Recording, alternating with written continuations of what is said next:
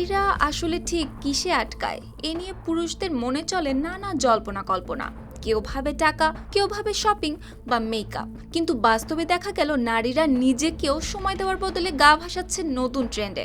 তাদের মন এখন আটকে আছে পুতুলকে স্পা করানোর দিকে। তারা নিজেদের স্পার বদলে অনেকেই প্রিয় পুতুলকে নিয়ে যাচ্ছেন স্পা সেন্টারে। সেখানে পুরনো ধুলো জমা দাগে ভরা পুতুলকে দেওয়া হচ্ছে একেবারে স্পার মতো যত্ন ও আরামদায়ক সেবা। আর সেই যত্নে ক্লান্ত মলিন পুতুলগুলো যেন মানুষের মতো নিমেষেই ফিরে পাচ্ছে নতুন সতেজতা। জাপানের ফুইফুকি শহরে এই দৃশ্য এখন বেশ ভাইরাল। ক্লিনিং ইয়েন মারুস্তানে প্রতিটি পুতুলকে যত্ন করে পরিষ্কার করা হয় ঠিক মানুষের মতো করে।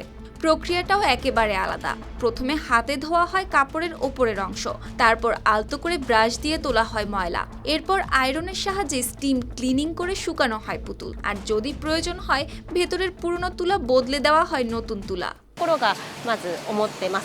এই পুরো কাজের পেছনে থাকা কর্মীরা জানান, এসব খেলনা অনেকের কাছে পরিবারের সদস্যের মতো। অনেক সময় এমনও হয় শিশুরা তার প্রিয় পুতুলটিকে এক মুহূর্তের জন্য ছাড়তে চায় না, ফলে সেটিকে পরিষ্কার করা হয়ে ওঠে বেশ কঠিন।